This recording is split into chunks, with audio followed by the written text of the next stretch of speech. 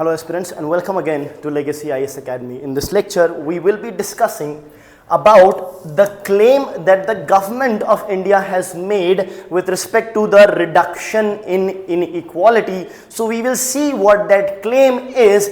At the same time, we'll understand why is it being questioned. We'll also see whether this questioning is actually justified or not. So what is the news all about? The news is about the government of India saying that through a PIB release. So this is basically a snapshot of the PIB release, that is Press Information Bureau.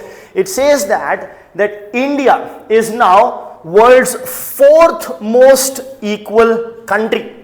So what has happened is the news is coming out with reference to, there is also a reference, there is a reference to the World Bank brief that was published, subsequent to which it has been claimed by the government that India is the fourth most equal country with respect to Gini coefficient or Gini index, which measures inequality. Why? Because Gini coefficient now is 25.5. Now one thing is that Gini coefficient is of course between 0 to 1, or instead you can take it from 0 to 100% if you are taking it percentage wise. So percentage wise it's 25.5. If you take it in index 0 to 1, it will be 0.255. Now earlier it was higher, now it has reduced to 25.5, as a result of which the government claims that we are the fourth most equal country.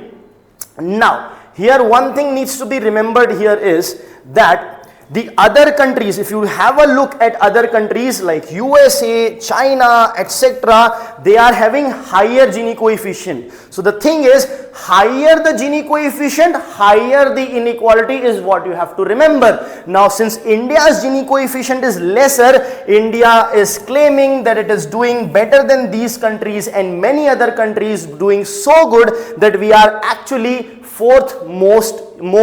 fourth most equal country of the world. So we'll now dig deep into it and understand, are these claims justified or are they being questioned rightly? Before that, the notification about the new batches that are going to start from 9th and 11th of August. So you make sure that you enroll it, because you will be getting certain advantages when you enroll with Legacy IAS Academy. What advantages are there is, of course, the comprehensive coverage of syllabus. In addition to this, there are specific points about Legacy IAS Academy, that is one-on-one mentorship which you will get, and you will be getting this from these experienced teachers themselves and not from any XYZ person. I hope that's clear. Moving ahead, you will have a maximum batch strength of only 40 students so that individual attention is given. There will be test series for prelims and mains, in addition to which there will be daily mains answer writing practice as well, and a very special provision from Legacy IAS Academy, that is the 360-degree current affairs coverage. Now what happens here is one entire day of the week is dedicated only for current affairs live classes. So without further ado, you can get enrolled by visiting on our website or calling this number, or even downloading the app where the provision for enrollment is available. So now let's continue with the news and let us first understand what is this Gini coefficient. As I said, Gini coefficient measures inequality. Also, I have also said that Gini coefficient, higher the Gini coefficient, higher is the inequality. That means Gini coefficient is directly proportional to inequality. I hope that's clear. Now, how is this Gini coefficient calculated? It is calculated with the help of the Lorenz curve. Now, Lorenz curve is a curve which on its x-axis has the cumulative share of population or cumulative share of people from lowest to highest income. It's cumulative number of people, and on the y-axis you have the cumulative share of their income. So cumulative population versus cumulative income. Now this line is the line of perfect equality, which is at 45 degrees. This is line of perfect equality. Perfect equality here means each and every individual earning exactly the same amount. So if there are 10 people in a country, if one is earning 100 rupees per day, the other is also earning 100 rupees per day. Each and every one is earning 100 rupees per day. That is why a diagonal at 45 degrees.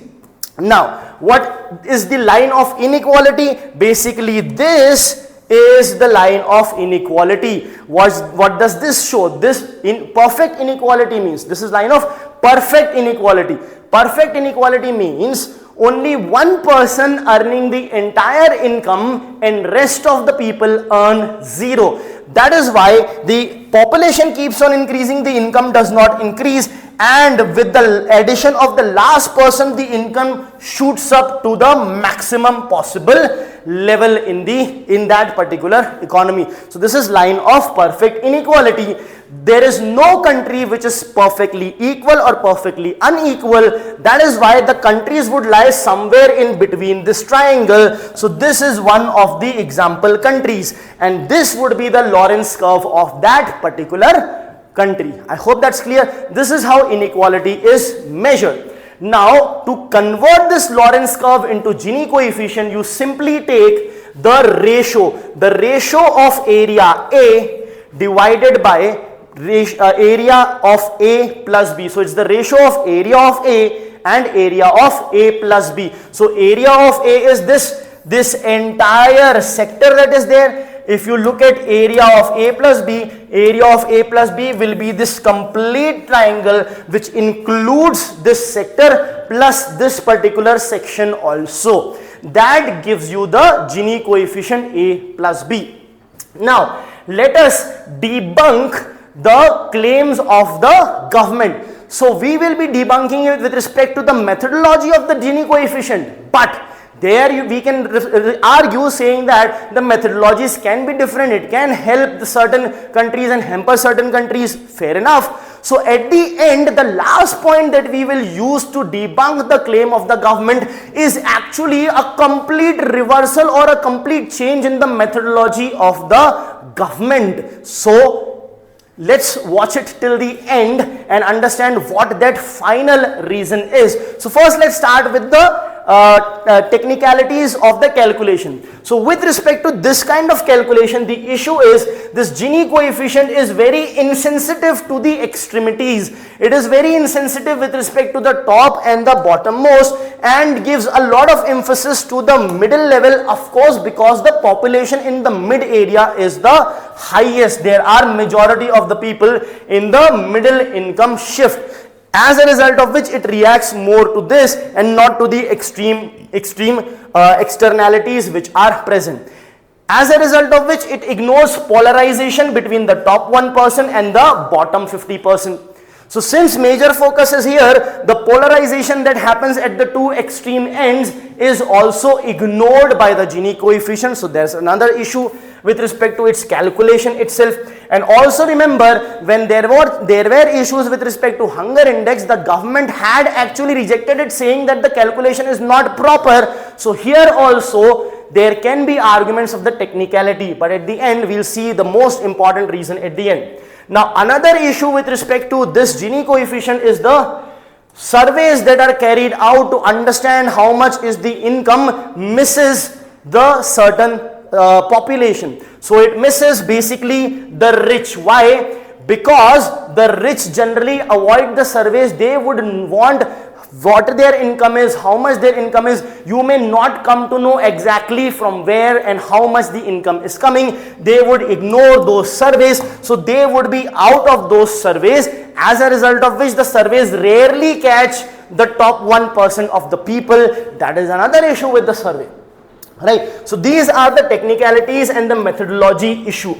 However, now let us focus on the most important reason. The most important reason which debunks this theory is the entire basis of calculation. So remember, in the first page you saw, first or second page you saw the flags of 4 countries. So those were not the top 3 countries and India being the 4th. No, we were just comparing that those countries are worse and India is better. That was the PIB release. Now let's understand what is the issue with that. The issue is the calculation of Gini coefficient of those countries is done based on the income inequality. Remember this, that is done, that is also inequality, but income inequality. And the calculation which the government is projecting is what? It's consumption inequality. It is consumption inequality. Now these two are absolutely different thing. Why is it a different thing? For example, when a poor person earning 100 rupees per day through the labor, what that poor person will do? Will that poor person save and generate wealth? No. The entire 100 rupees would be gone for food. At least 50, 60, 70 rupees, even if they are earning 300 rupees per head also, 150, 200 rupees, 100 rupees at least will be gone for food, and there are other basic necessities. So this poor person is not going to think about saving, not going to think about investment, not going to think about wealth creation. So what happens at the lower strata of this population is that you spend your entire money. Consumption expenditure. You are taking consumption expenditure, and expenditure also is not complete. It is just consumption expenditure, and the inequality is just consumption inequality. But imagine you are rich, not even super rich. Let's say you are earning 1 lakh per day, so that is 30 lakhs per month, or you can say 3.6 crore per year. Even then, if you have 1 lakh per day, then what happens? Do you spend all that 1 lakh per day on food, on clothing, on shelter? No. You will spend, you will save a lot. You will create wealth. You will invest wealth.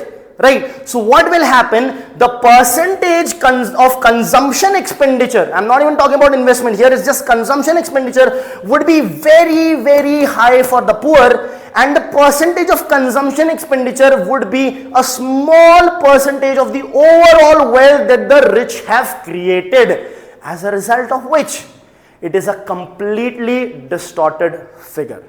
Right? What should rather be calculated is the income inequality, which is done by other countries, which you saw in the beginning. But India is not talking about income inequality.